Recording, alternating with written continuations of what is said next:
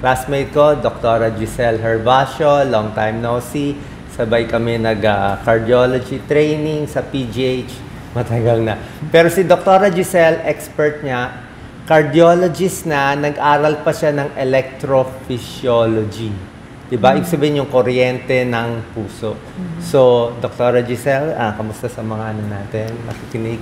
Hello po ulit. Good morning.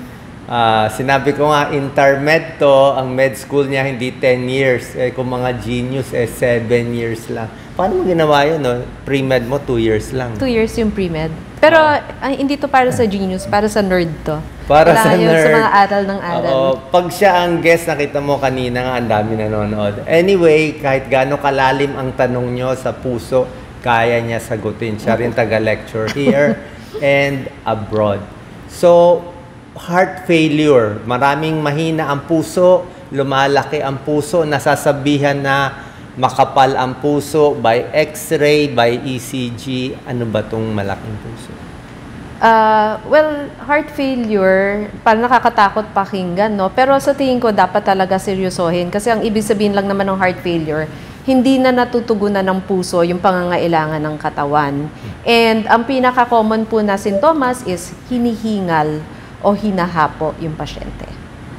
Paano hapo? Like ako, pag aging na, syempre mas hapo ka na than before. How do you know yung heart failure na hapo at yung hapo mainit, mataba lang o nagkakaedad? Siguro, ang pinakamadali is i-compare mo sa dati mong nagagawa. Kung hindi mo na nagagawa yung dati mong kayang gawin or mas hirap kang gawin yung dating kaya mong gawin, isang warning symptom na yon. Heart failure is malakas din kabog ba? Nararamdaman mo ba yun na mahina yung tibok? Meron kasi minsan nagko-comment, parang mahina tibok ng puso ko. Meron bang gano'n? Iba-iba yung pag-describe ng mga pasyente Pero ang pinaka-common na description is hinahapo. Parang madaling mapagod, tas hinihingal.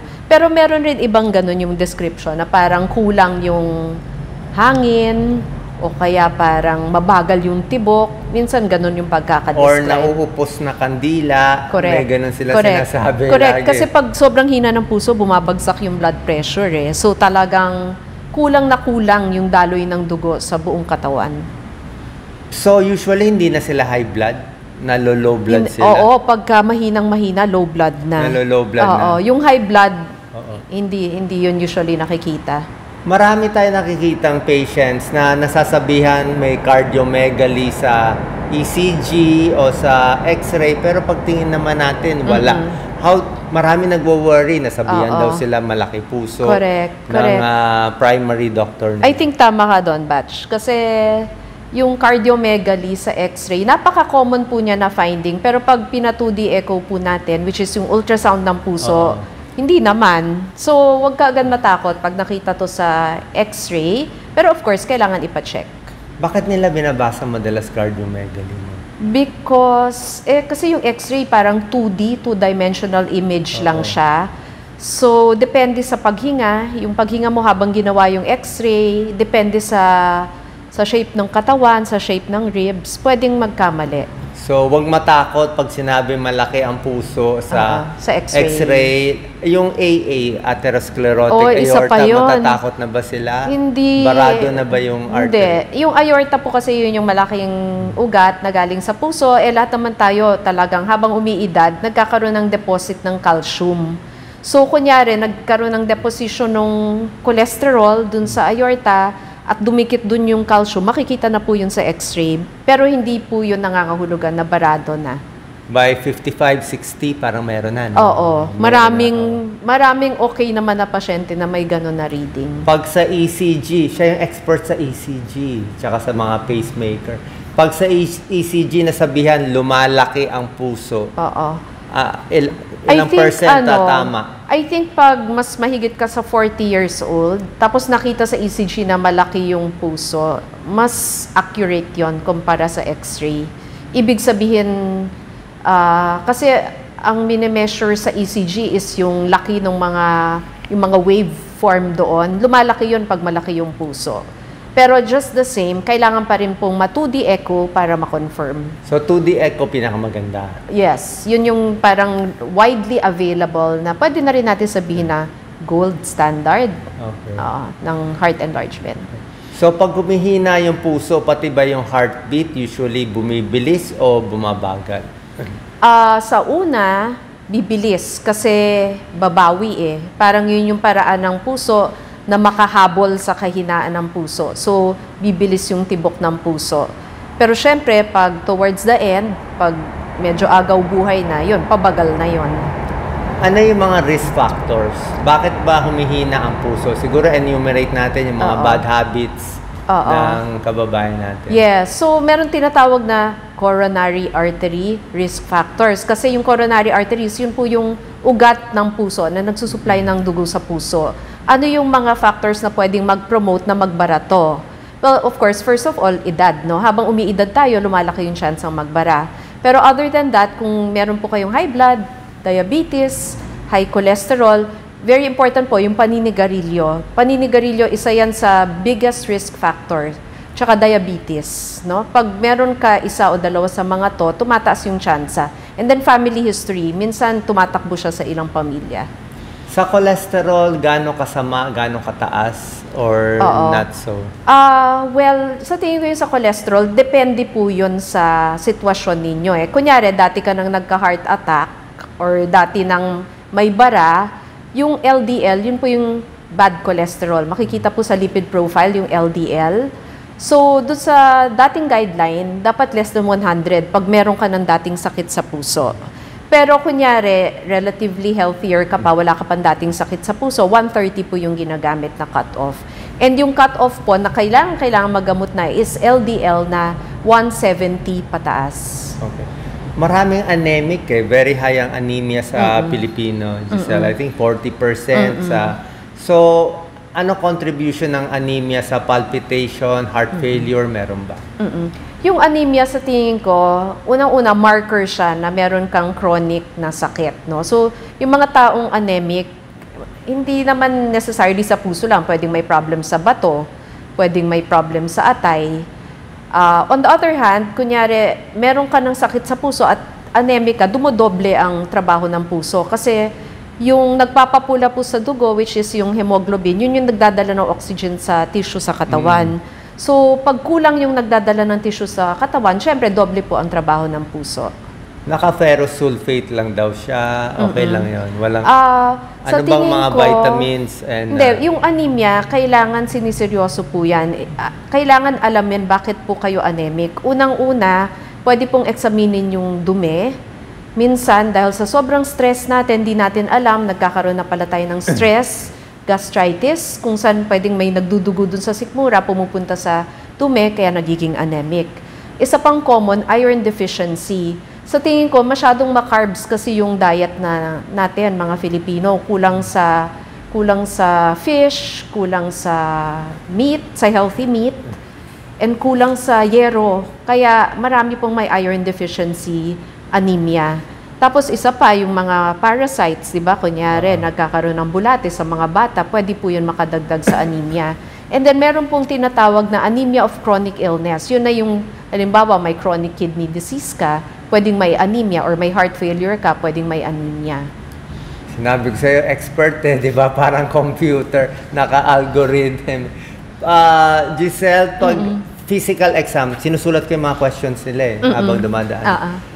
Sa physical exam, meron ka na ba makikita na heart failure siya?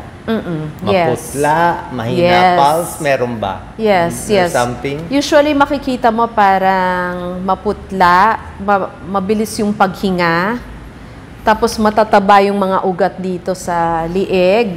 Ibig sabihin nun, parang mataas yung pressure sa lungs pagka mataba yung ugat sa lieg. Ano to? JVP? Oo, parang ano yan Jugular venous pressure? Parang barometer yan ng lungs So pag makikita ba nila yun? Pag grabe, yung mga severe heart failure talagang nakalabas yung ano. So pag nakita niyo yung ugat niyo na nakaabot hanggang dito, ilan ano na pressure nun? Mataas na yun? Oo, more than 10 na yun. 15. Oo. sign yun ng exam heart yan sa failure. mga cardiologists na nag-aaral, JBP. Pag nakahiga, labasan talaga. So, yun talaga yun. Nakalimutan mo na nga yun. Barometer yun. Yun po ang built-in barometer. So, hinihiga natin 45 degrees, diba? Binibilang pag mataas. Mas kita dito. Actually, sa kamay, kita rin ba? Hindi, no? Ay, hindi. Hindi masyado. Malayo na masyado. Malayo na masyado. Sa pulse, makakaba mo Yes, ba ang... sa pulse. Ano ang pulsong... Di ba sa Chinese medicine, pulse lang Oo, na sila? sa pulse, pag may heart failure, mahina. Mahina and mabilis yung pulso. Mahina. Ano ba normal pulse dapat? 60. Hindi, yung wave niya. Yung wave. Parang ganito ba yung wave? Ganyan. Depende kung saan mo kunin. Pero usually, pag yung arterial pulse, isang wave yung nakakapa. Pag medyo mababa yung wave mo, mababa yung akyat, medyo heart failure na yun. Isang possibility yun. Or doble. Di ba? Meron din doble. Mga bifid, bispid. Okay. Pagdating sa ECG, may nagtatanong incomplete right bundle branch. Block daw siya, left bundle branch. Ano bang mga normal at hindi normal na... Well, dapat walang bundle branch block, no? Pag may bundle branch block, hindi na po yun normal. But that being said, minsan, nasasobrahan rin yun sa pagbasa ng ganon. Hindi naman necessarily tama po yung lalabas na So, maraming interpretation. reading din na medyo questionable. False positive, Ayaw naman natin sabihin, pero mga ilang percent ang nakikita mo? Hindi naman marami, pero yung right bundle branch block, madalas ma-read. medyo, madalas ma-read siya. Gaano kahaba yung QRS dapat para lumampas talaga? Ang normal QRS kasi is 0.08 to 0.1 second. So, 0.12. Lampas 0.12. Malalim na yun. 3 small squares dapat. So, wag na lang babasahan. Pag hindi naman ganun kalapad yung ECG, wag pansinin. Wag rin mag-over-interpret. Doon sa mga nagbabasa po ng ECG, wag rin naman mag-over-interpret. Kasi nadadagdagan po yung anxiety ng pasyente natin. Yung mga sinus arrhythmia, yung mga... Normal lang yon. Yung nababasahan po ng sinus arrhythmia, wag po kayo mag-alala. Normal variant po yon. Maraming NSST, non-specific, panic na sila sa kanila, non-specific. Heart, barado na, mamatay Well, na. yung non-specific, ang ibig lang sabihin po, yung doktor na tumitingin, dapat i-correlate niya yung ECG dun sa overall picture ng pasyente, dun sa history, sa physical exam, at sa ibang lab results. Siya daw may heart failure siya, 41 years old. Meron na bang ganun kabata nagkaka-heart failure? Unfortunately, yes. From what? Even nga sa pediatric. Well, itong mga young people na may heart failure, anong sa tingin cause? ko ngayon, especially sa lalaki, dumadami yung may coronary artery disease. Makakarinig ka na bata pa lang na lalaki, inatake na sa puso, na angioplasty na. Gano'ng kabata? 30s. 30s? Yes, Anong 30s. Pwedeng familial, pwedeng lifestyle, smoking. Maraming smokers, tsaka diabetics. Food? Wala? Well, definitely food. May nagko-comment nga ng mga foreign guest speakers natin. Napansin nila ang dami na daw matatabang Filipino. Na pag tayo-tayo lang, parang hindi natin napapansin, pero maaaring totoo na dumadami yung obesity, yung katabaan. Vaping? Wala pang pag-aaral? May konting pag-aaral na. May konti na pag-aaral sa heart. Sa heart. In fact, may isang na-publish na case report po galing sa PGH na sa inyo rin. Sa vaping, inatake yung isang batang lalaki sa puso. So, ingat din. Opo. At saka ang isang dangerous sa vaping, very highly addictive po siya. Kasi yung concentration is parang hindi ko maalala yung exact figure kung 10 times more potent than cigarette sa addictive potential. So, pag sa heart failure, yan na nakita natin sa 2D echo, mahina na yung puso. Ano muna ang medical na gamutan na binibigay mong gamot? Ano bawal, ano pwede? At mamaya nga, may gagawin ka nga, pacemaker. Bago yung ginagawa ni Dr. Giselle. Pacemaker for heart failure. Ilan lang kayo gumagawa niyan dito? Well, a handful pa lang yung gumagawa. Wala pang 5? Ay, hindi naman. More na. 50 na po ang electrophysiologist sa Pilipinas. So, 50 lang kayo sa buong Pilipinas.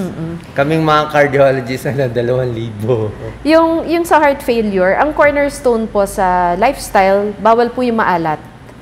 Bawal Gaano maalat. kaalat? No salt added. Ibig sabihin, wag na kayo magpatis, wag na kayo magtoyo. Yung timpla po ng luto ay dapat matabang. Yung dami ng iniinom na Tubig. total fluids, tubig sa baw lahat na 1.5 to 2 liters. Tsaka bawal po magpagod kasi lalong nakaka-aggravate. Pero I think yung pinaka-importante is tingnan kung meron reversible cause. Ano yung mga possible reversible causes? Number 1, kung may bara, no? Pwedeng ayusin yung bara. For example, kung grabe talaga yung bara sa ugat ng puso, meron pong mga procedure para pwedeng buksan po yung bara. Second na pwedeng makahina ng puso, yung pamamaga ng puso. At marami tayong nakita nung COVID. Ano pamamaga? Myocarditis. Yung myocarditis. Common na myocarditis? Ngayon medyo dumadami siya because Medyo- sa viral infection. From COVID From and COVID whatever. and other viruses, pwedeng humina yung puso. Diba dati chamba lang yung magka-viral myocarditis? Parang minalas yung virus, yung muscle lang tinama, hindi yung ugat. Correct. Ngayon marami kayo nakikita, yun ang cause. Oo. Although, syempre, kami kasi sa PGH Referral Center po kami. So, hindi naman necessarily ito yung nakikita talaga sa Wala community. tayong magagawa dun sa viral myocarditis. Hindi. Ang good news naman sa viral myocarditis, yung karamihan naman nagre-reverse after 6 months. Pero meron rin nagpo-persist, meaning even after 6 months nakalipas, mahina pa rin yung puso. Mitral valve prolapse anterior. Depende po, kung mitral valve prolapse, depende po kung may kaakibat na mitral regurgitation. Pag wala, then I think okay pa, pwedeng i-observe. Pero kung may severe mitral regurgitation, kailangan pong maayos yung valve. Kasi kung hindi, hihina at magka-heart failure. Marami sa kanila may murmur eh. May mild, TR, AS. Basta mild, okay lang. Basta mild in general, okay lang, except pag rheumatic. Yung rheumatic fever po, isa po yan sa more common etiologies o cause, sanhi ng heart dysfunction sa Pilipinas. In fact, parang nagkaroon nga ng, parang endemic sa atin. Galing po yun sa sore throat. Pag madalas magka-sore throat pag bata, pwedeng nagkakaroon ng immune reaction yung katawan na nasisira yung heart valve. So, pag eventually nasira yung heart valve, naninikip po, meron kayong maririnig mitral stenosis, aortic stenosis. Potentially delikado yon kasi roughly in mga 10 years, magiging moderate to severe siya. Bakit nga dumadami ang RHD? Ano gagawin Yung nila? sore throat. Prevention. Actually, Sore throat, kasama na po magamoxicillin. kasama na po sa universal healthcare yung treatment ng rheumatic fever, which is monthly injections ng penicillin. Pwede rin daily oral intake ng penicillin para to prevent.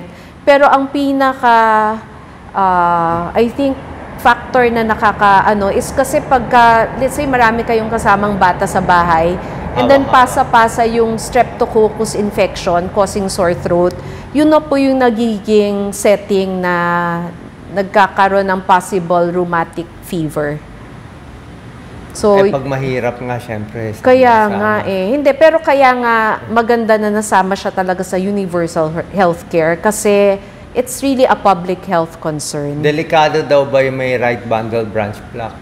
Depende po. Pagka walang sintomas, pwede pong ino-observe lang. However, kung may kasamang very slow heartbeat, yon pwedeng delikado yon.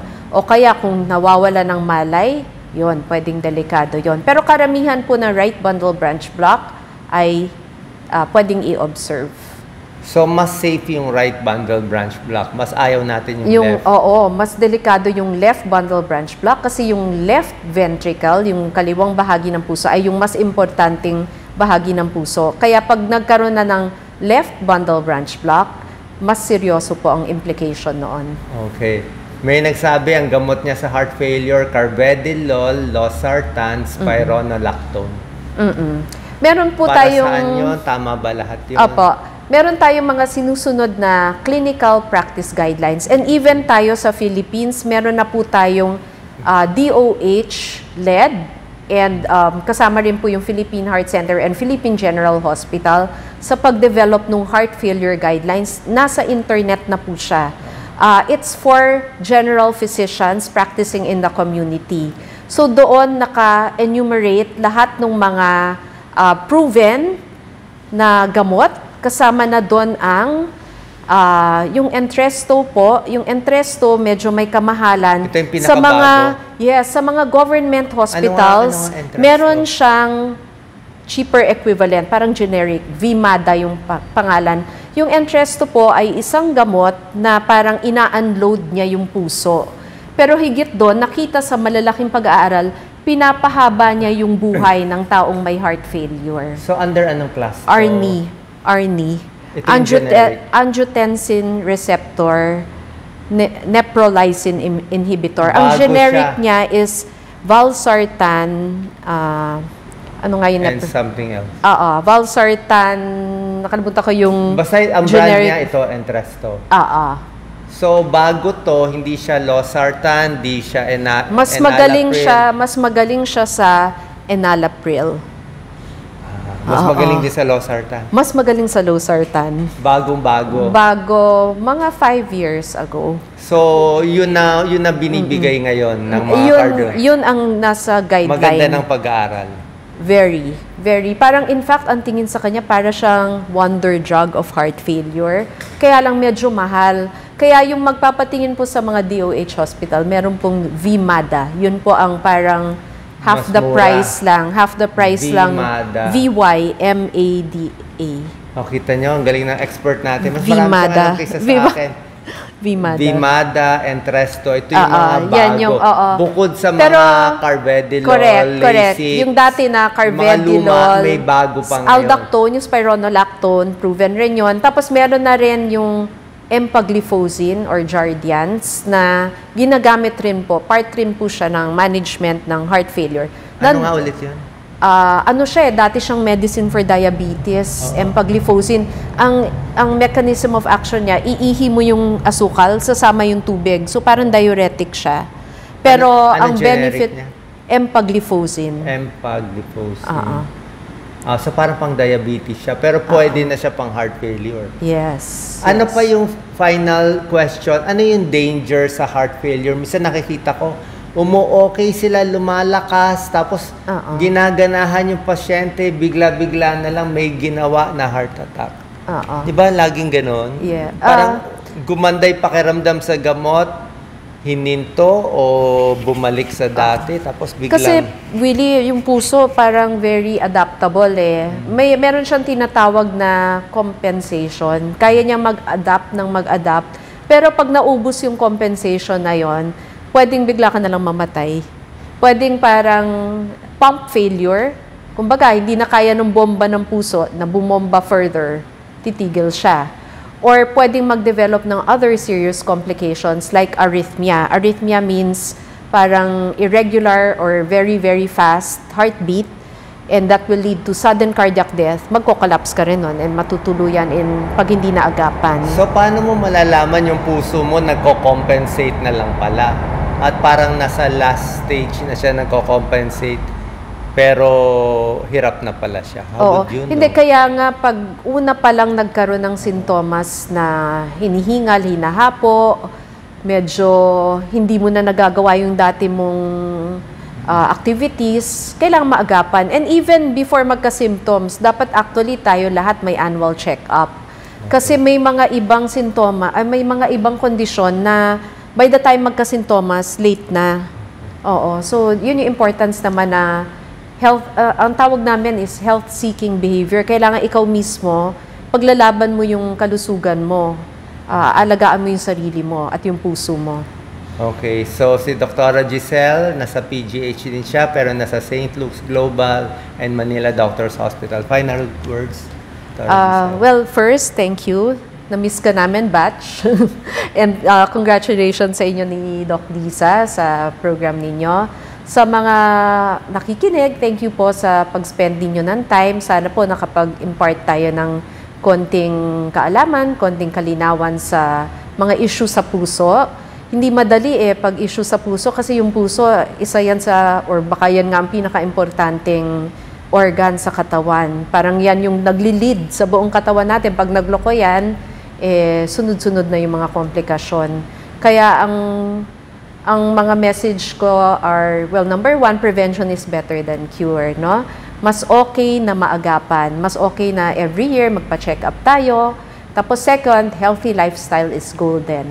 Kasi yung healthy lifestyle, yan po ang mag-i-increase ng tsansa na pag umidad tayo, mas konti ang magiging komplikasyon. Ano yung healthy lifestyle? Share ko na lang yung sa Philippine Heart Association na 52,100. 5 servings ng gulay sa isang araw, which means kalahati po ng kinakain natin dapat gulay. 2 grams of sodium chloride, which means matabang dapat yung ating food. And then 1 hour of exercise a day. At hindi po yan exercise na palakad lang na konti. Dapat moderate to strenuous exercise. 0 sugary drinks, which means avoid na natin yung mga milkshake, fruit shake, kasi po lahat yan ay very sugar rich. And 0 nicotine and vaping. Yon. Pag sinunod natin yon, syempre yung family history, wala na tayo magagawa doon. Pero pag healthy lifestyle, gumaganda yung chance natin makalaban sa epidemya ng heart disease. Okay.